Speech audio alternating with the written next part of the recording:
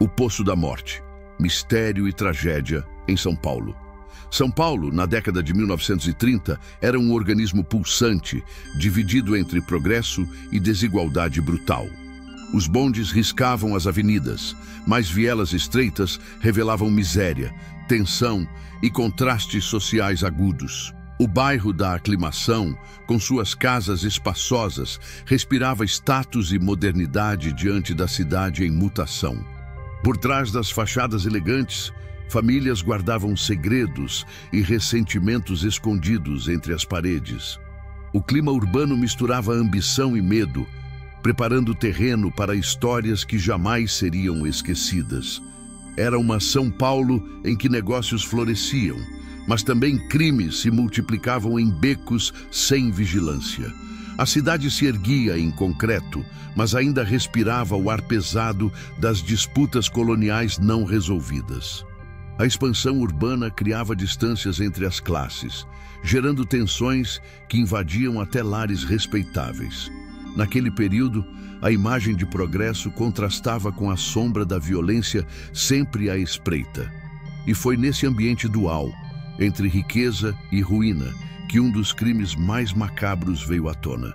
O cotidiano da Aclimação refletia prosperidade, mas atrás dos muros havia fragilidade e suspeitas veladas. As casas de família guardavam histórias que se entrelaçavam com disputas, ciúmes e rancores ocultos.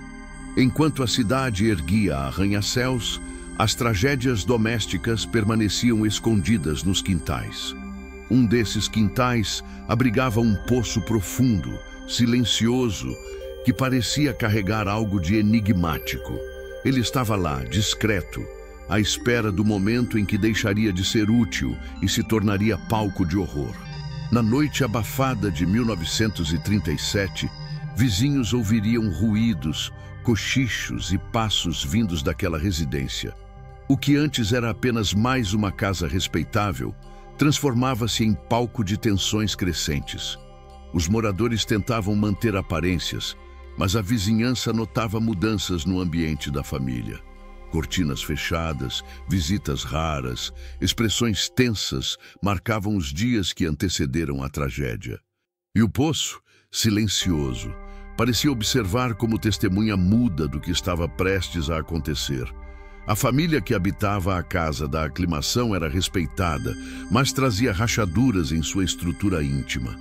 Aparências de estabilidade escondiam conflitos antigos, silêncios pesados e mágoas não resolvidas. O patriarca carregava a imagem de autoridade, mas sua rigidez gerava ressentimentos incontidos.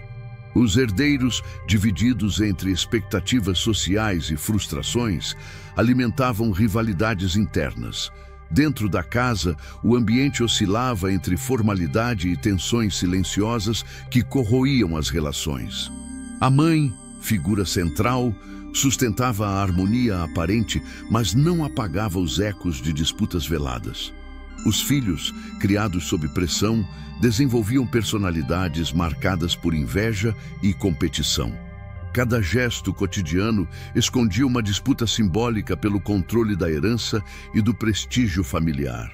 As conversas, quando não tensas, eram interrompidas por silêncios prolongados, densos como ameaça. Mesmo nas celebrações, a sensação era de encenação, como se cada sorriso fosse uma máscara frágil. Vizinho algum desconfiava do abismo que se abria dentro da residência aparentemente próspera. As janelas iluminadas à noite revelavam sombras em movimento, mas nunca cenas de afeto genuíno. Pequenos detalhes, como portas batendo e discussões abafadas, escapavam aos ouvidos da rua. Quem observava de fora via apenas uma família de prestígio, mas jamais sua verdadeira fragilidade. A estrutura social escondia um lar corroído por segredos que se transformariam em tragédia. A herança, mais do que bem material, representava o símbolo máximo de poder dentro da família. Cada membro nutria, em silêncio, sua própria ambição, aguardando o momento certo de prevalecer. O poço, discreto no quintal, tornou-se metáfora cruel, profundo, silencioso, guardando o inevitável. Naquele ambiente, a desconfiança crescia, a lealdade se esfarelava e a violência parecia latente. Era apenas questão de tempo até que a máscara da respeitabilidade fosse arrancada à força. A Casa da Aclimação exibia arquitetura sólida, com corredores longos e móveis pesados de madeira escura. Nos almoços formais, pratos de porcelana contrastavam com olhares frios e conversas fragmentadas. O jardim, bem cuidado, ocultava o quintal onde o poço de pedra permanecia discreto, mas imponente. Ali, o cotidiano seguia marcado por rotinas rígidas, que pouco revelavam ao mundo exterior. Em residência, era ao mesmo tempo refúgio e prisão, palco de tensões cada vez mais insuportáveis. O poço, cavado anos antes para servir de recurso prático, assumia contornos quase simbólicos. As crianças eram advertidas a manter distância, como se algo perigoso residisse em sua escuridão. A água que antes saciava tornou-se lembrança amarga de noites em que gritos ecoavam na casa. Entre janelas fechadas e passos arrastados, o poço era presença silenciosa e constante no quintal. Ele permanecia imóvel, como se aguardasse o instante de ser mais que pedra e profundidade. Vizinho algum ousava se aproximar sem convite, e o silêncio ali parecia sempre mais pesado. A cada tarde, o canto de pássaros era interrompido por ruídos abafados vindos da residência. Dentro da casa, o relógio marcava horas lentas, como se o tempo hesitasse em avançar. Na cozinha, pratos eram lavados mecanicamente, mas os olhares diziam mais que palavras. O poço, imóvel e sombrio, tornava-se presença inquietante, observando tudo em silêncio. E então, em noites abafadas, moradores próximos relatavam ouvir um som estranho, quase um lamento. Não era vento, tampouco ruído de animais, mas um eco profundo vindo das pedras frias do poço. As cortinas cerradas escondiam segredos, mas não abafavam o desconforto que crescia na vizinhança.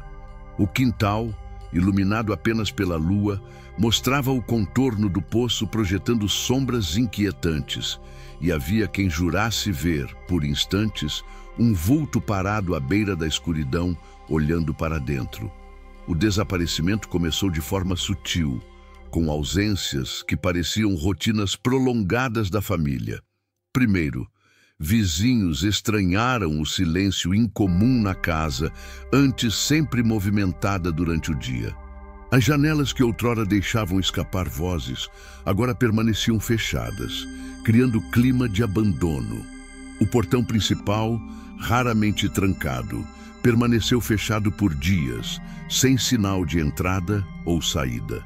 A rotina previsível dera lugar a uma ausência que incomodava até os mais distraídos da vizinhança. Relatos iniciais descrevem que os filhos faltaram a compromissos sociais sem qualquer explicação clara. Cartas não recebiam resposta e telefonemas, ainda raros na época, soavam em vão dentro da residência. O leiteiro comentou ter deixado garrafas por dias na porta, sempre intocadas, acumulando poeira. Um vizinho, intrigado, recordou ter batido na porta sem resposta, apenas ouvindo passos abafados. A ausência prolongada transformou-se em boato, e logo o bairro inteiro comentava sobre o sumiço. As primeiras versões falavam de uma possível viagem repentina, embora não houvesse registros disso. Outros acreditavam em disputas familiares, sugerindo que a separação havia rompido a rotina da casa. Para a polícia, no entanto, o desaparecimento levantava suspeitas de que algo grave havia ocorrido. Foi quando parentes mais próximos decidiram acionar oficialmente as autoridades para a investigação.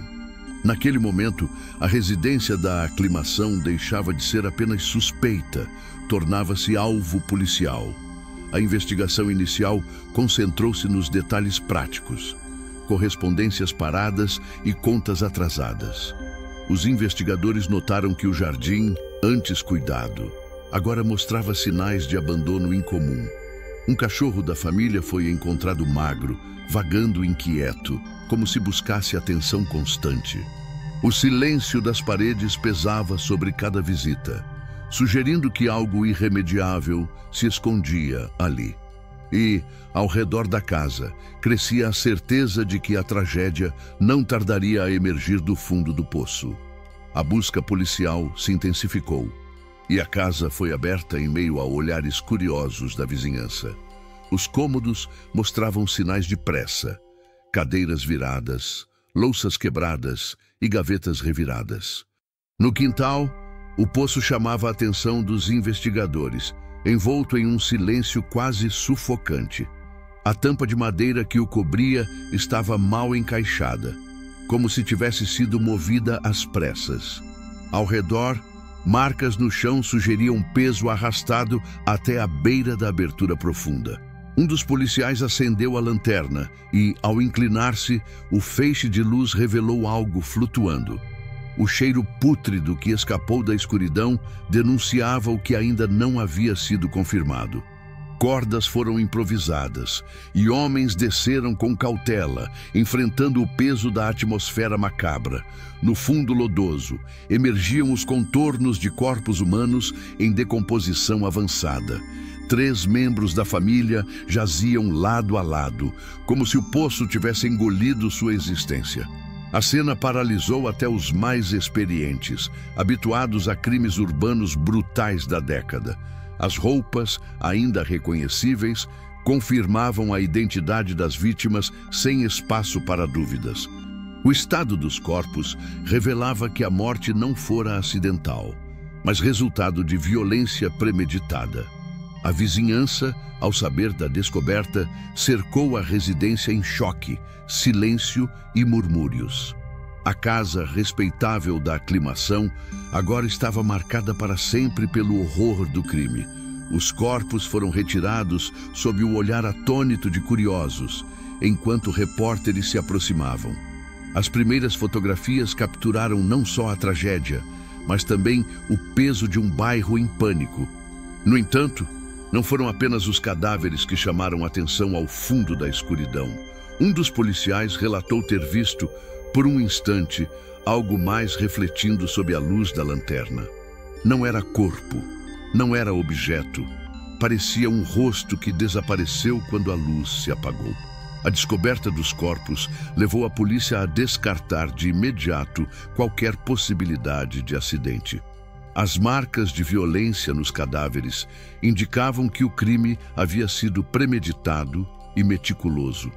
As autoridades cogitaram 2 linhas principais: vingança pessoal ou disputa de herança. A primeira hipótese se apoiava nos relatos de tensões familiares e conflitos internos não resolvidos.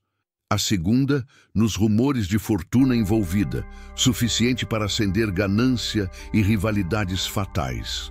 Os peritos examinaram o quintal em busca de sinais de luta, encontrando manchas escuras no solo. Na cozinha, utensílios quebrados sugeriam confronto físico antes do destino final no poço. As fechaduras intactas levantavam suspeita de que o crime fora cometido por alguém da própria casa. Não havia sinais de arrombamento, reforçando a ideia de um ato interno e planejado com frieza. Essa constatação ampliava a sombra da suspeita sobre familiares diretos e pessoas de confiança. A delegacia responsável começou a reunir documentos, cartas e registros financeiros da família. Descobriu-se que heranças estavam em discussão e documentos revelavam disputas não concluídas. A ganância se tornava argumento central, mas a polícia também considerava segredos mais obscuros. O depoimento de vizinhos apontava para noites tensas, gritos abafados e portas batidas às pressas. Tudo convergia para uma narrativa em que a casa escondia não apenas vítimas, mas também culpados. Embora a imprensa já explorasse o caso, a polícia resistia em revelar detalhes das investigações. O objetivo era preservar elementos que poderiam incriminar com clareza o autor do crime. As autoridades sabiam que um crime familiar, de herança ou vingança, poderia incendiar a opinião pública. A cada novo indício, crescia a percepção de que a tragédia fora mais calculada do que se imaginava. Mas pairava, ainda, uma dúvida. Até que ponto a lógica humana explicaria o horror vindo do poço? A polícia concentrou suas primeiras suspeitas nos próprios familiares, herdeiros diretos da fortuna. O irmão mais velho, descrito como autoritário e ambicioso, passou a ser visto como figura central. Testemunhas afirmaram que ele discutia com frequência sobre propriedades e valores em disputa. A rigidez de seu temperamento fazia dele o alvo natural de desconfiança dentro e fora da casa. Cada detalhe de sua postura reforçava a ideia de que ele possuía motivos concretos para o crime.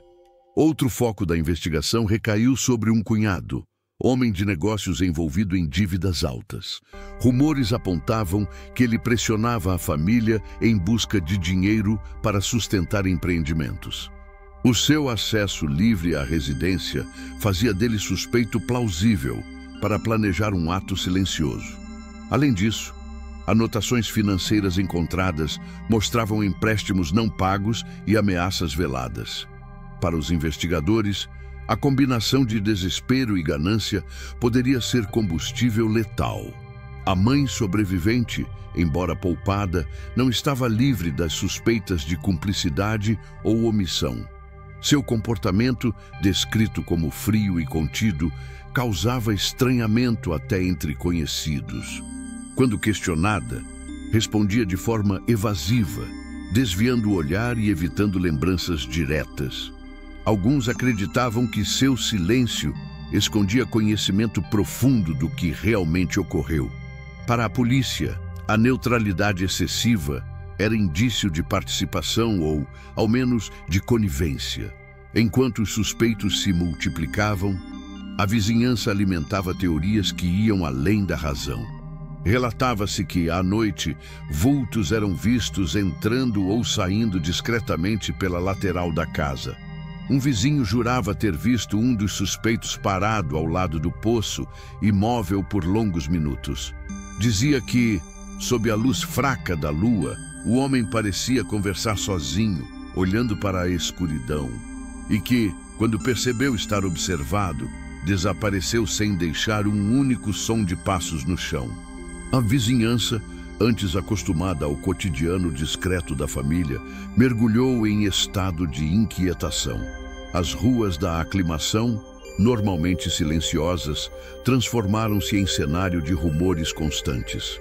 Moradores sussurravam em esquinas, ampliando cada detalhe em histórias cheias de exageros. O medo começou a se espalhar e famílias passaram a evitar circular à noite nas proximidades. As crianças eram proibidas de brincar perto da casa, agora vista como lugar marcado pelo infortúnio. O crime alterou profundamente o ritmo social do bairro, até então considerado seguro e respeitável. Residências próximas passaram a manter janelas fechadas e trancas reforçadas por desconfiança. Qualquer visitante estranho era motivo de alerta, e o clima de desconfiança contaminava conversas. O mercado, o açougue e a padaria locais tornaram-se pontos de encontro para especulações diárias. A tragédia da família deixara de ser apenas caso policial. Era uma sombra viva sobre a comunidade. Relatos de moradores indicavam noites insones, marcadas por orelhas coladas em portas e janelas. Alguns afirmavam ouvir ruídos vindos da casa, mesmo após a remoção dos corpos pela polícia. Outros insistiam que vultos vagavam pelo quintal, como ecos de uma tragédia que se recusava a cessar. A ideia de maldição ganhava espaço, reforçada por superstições já enraizadas na cultura popular. A cada novo boato, a casa se consolidava como símbolo de medo e repulsa em meio às ruas tranquilas. O impacto psicológico foi tão forte que comerciantes próximos perderam fregueses, temendo aproximação. Até carteiros evitavam prolongar sua passagem, deixando correspondências em silêncio nervoso. O bairro da Aclimação, orgulhoso de sua imagem de prestígio, agora carregava um estigma profundo. A memória coletiva transformava a tragédia em uma narrativa que misturava crime e sobrenatural. E mesmo com investigações em curso, muitos acreditavam que a verdadeira ameaça jamais seria presa.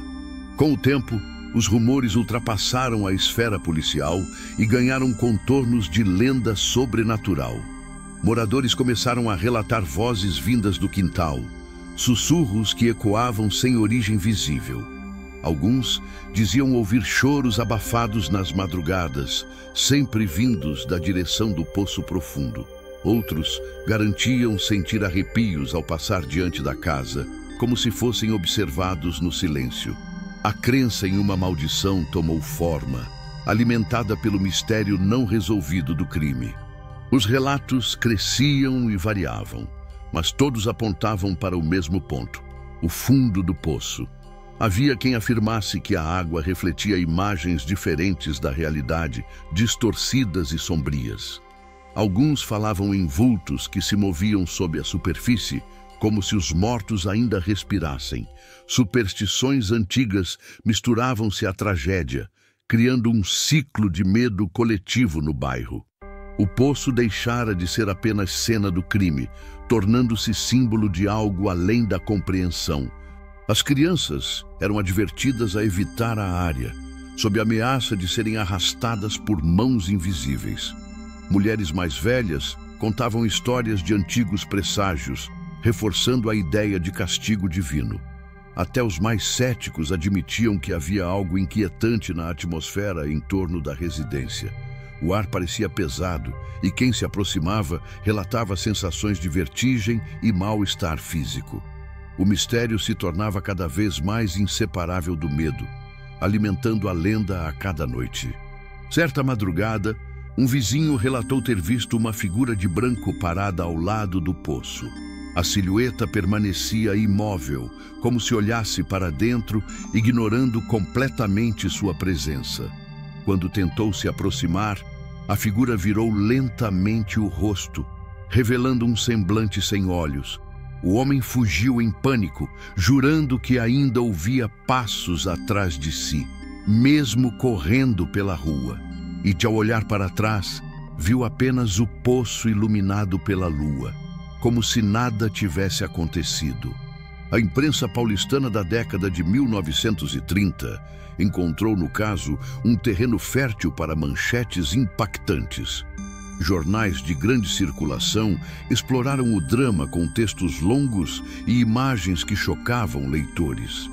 As descrições minuciosas da retirada dos corpos alimentavam o medo coletivo e vendiam exemplares.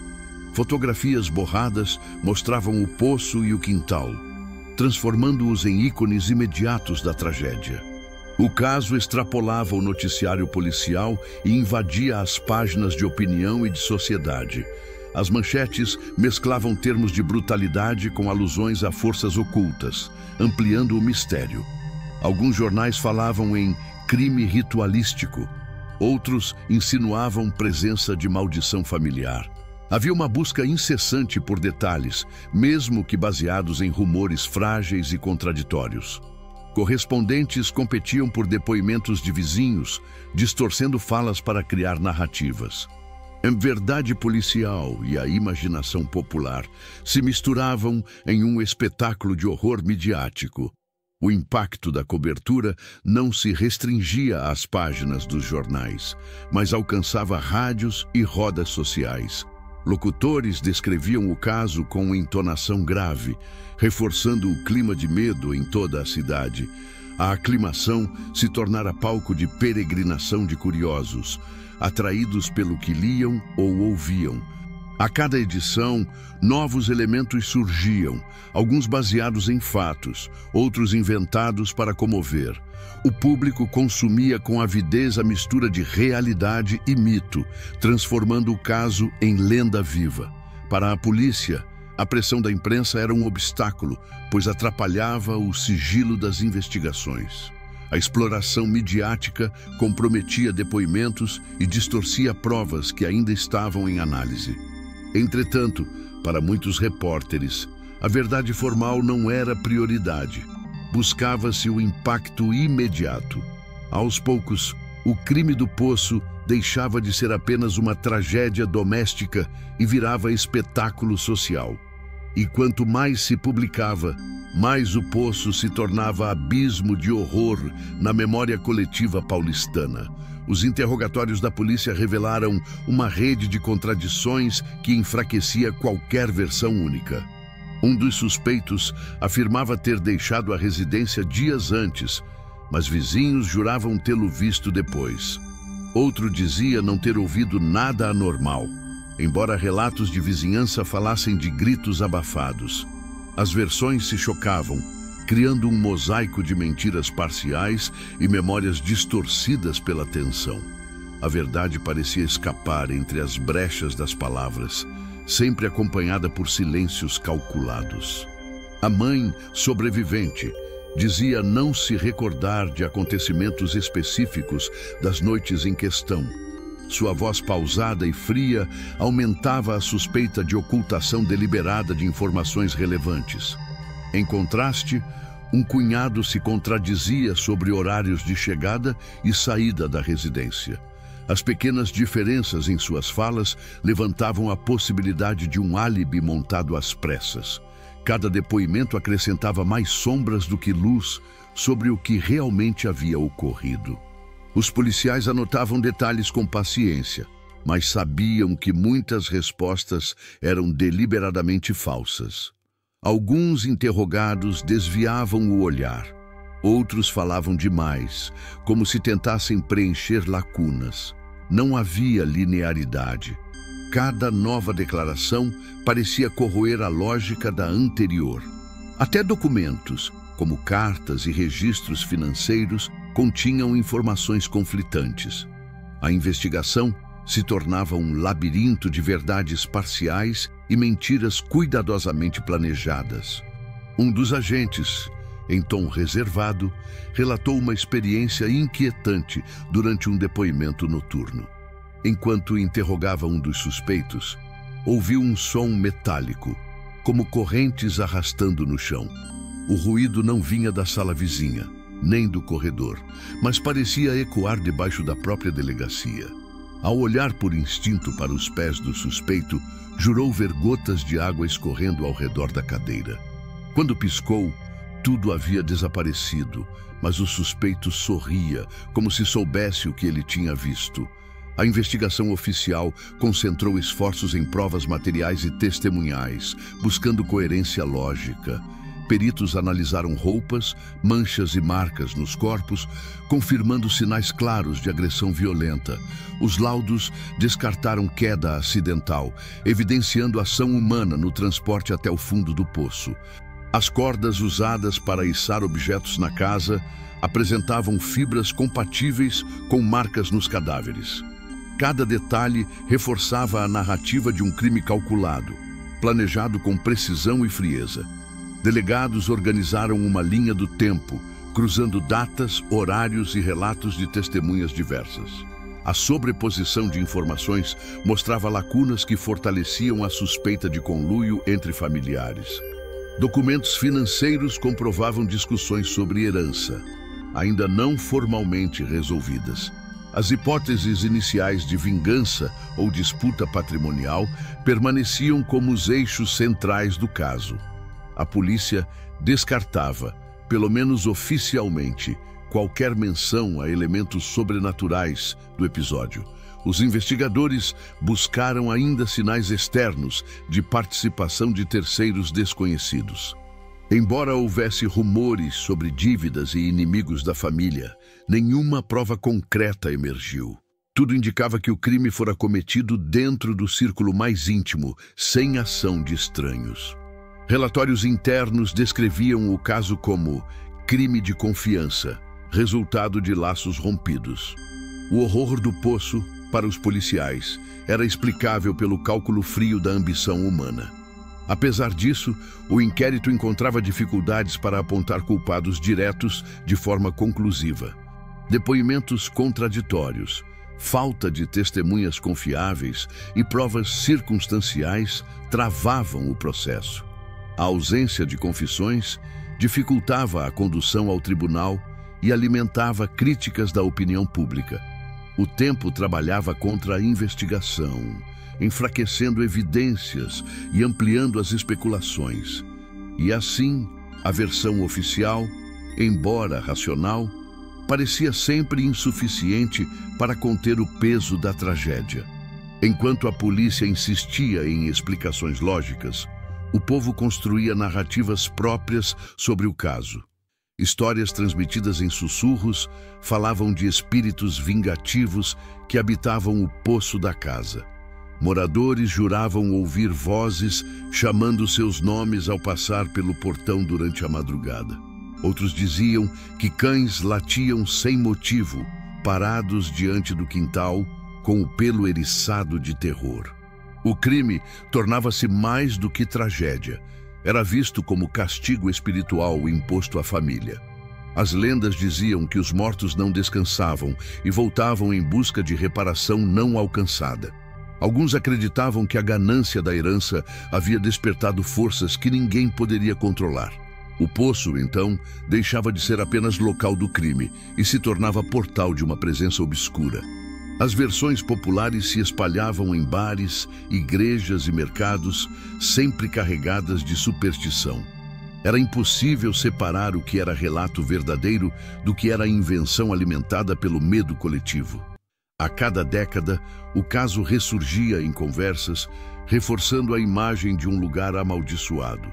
Famílias evitavam morar nas proximidades, alegando noites inquietas e presságios em sonhos. O bairro carregava o fardo de ter sido palco não só de crime, mas de uma maldição persistente. A versão popular crescia justamente por preencher as lacunas deixadas pela investigação oficial. Assim, o crime do poço se perpetuava não como fato único, mas como mito sempre renovado.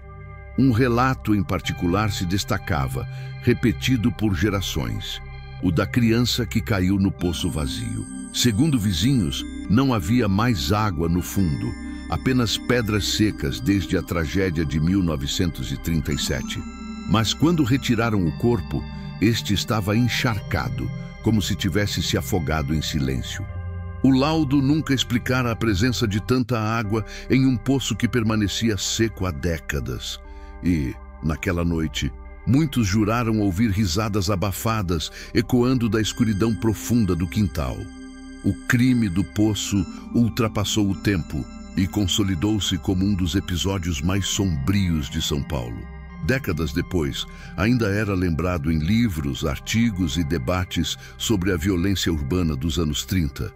O bairro da Aclimação, associado a respeito e prestígio, ganhou uma marca indelével de tragédia. A casa, mesmo reformada ao longo do tempo, carregava a aura de silêncio e desconfiança. Poucos aceitavam viver ali, temendo herdar não só paredes, mas também o estigma da história. Para estudiosos do crime, o caso representava a intersecção entre ambição, violência e segredo. A tragédia mostrava como disputas familiares podiam assumir contornos de brutalidade extrema. O poço tornou-se símbolo da escuridão que habita até mesmo os lares mais respeitáveis da cidade. Analistas destacavam a dificuldade da polícia em sustentar conclusões diante de tantas contradições. O legado era tanto investigativo quanto social, refletindo a fragilidade das instituições da época. Na memória popular, o crime se distanciava da racionalidade e se aproximava do campo do mito. As gerações seguintes ouviram o caso não apenas como história, mas como advertência simbólica. O poço, mesmo seco, tornava-se metáfora de profundezas humanas inatingíveis pela razão. Entre pesquisadores, ele figurava como exemplo da fusão entre fatos reais e narrativas fantásticas. Na cultura local, era lembrado como um mistério que resistia a qualquer tentativa de explicação. O Poço da Aclimação tornou-se também referência em programas de rádio e relatos jornalísticos. Historiadores apontavam que sua força estava na incapacidade de ser plenamente encerrado. Ao mesmo tempo em que a polícia apresentava relatórios, o imaginário coletivo insistia em lendas. Assim, o caso perpetuou-se não apenas como crime, mas como cicatriz cultural de São Paulo. Um legado que mantinha vivos o medo, a curiosidade e o desconforto até os dias atuais. O caso do crime do Poço nunca encontrou uma versão definitiva que satisfizesse razão e memória. Para a polícia, tratava-se de crime movido por ganância, herança e violência planejada com frieza. Relatórios oficiais insistiam em descartar rumores de vozes, vultos e presenças inexplicáveis. Mas para o povo, a verdade era outra. Havia algo no poço que jamais pertenceria ao mundo humano. Assim, duas narrativas coexistiam, alimentando-se mutuamente ao longo das décadas seguintes. O abismo entre o que foi registrado e o que foi sentido manteve o mistério vivo até os dias atuais. Testemunhas envelheceram, jurando ter visto figuras à beira do poço em noites silenciosas. Alguns afirmavam que a água ainda refletia rostos diferentes, como ecos de uma tragédia sem fim. Outros relatavam sonhos perturbadores após visitar a casa, sempre ligados a presságios de morte. A linha entre crime humano e força sobrenatural tornava-se impossível de ser claramente traçada. O poço, já selado e esquecido pela maioria, ainda é lembrado como símbolo do inexplicável. Pesquisadores encontram nele a prova de como memória e lenda se misturam em um mesmo espaço. Para muitos, o horror maior não está no crime em si, mas no silêncio que permaneceu depois dele. As gerações seguintes herdaram não apenas a história, mas também o desconforto de revivê-la. A cada menção ao caso, a sensação é de que a tragédia continua respirando sob as pedras frias. E assim, São Paulo carrega uma cicatriz que atravessa mais de 8 décadas sem se fechar. Um crime que não se encerrou no inquérito policial, nem nos relatos da vizinhança assustada. O Poço da Aclimação permanece como símbolo de um limite onde a lógica não alcança. Entre crime e sobrenatural, o mistério segue vivo, desafiando razão, crença e memória coletiva. E, nas noites mais silenciosas, ainda há quem jure ouvir vozes ecoando do fundo da escuridão. Se você ficou até o final desta história, já sabe. Deixe o seu like, inscreva-se no canal e ative o sininho. Até a próxima investigação.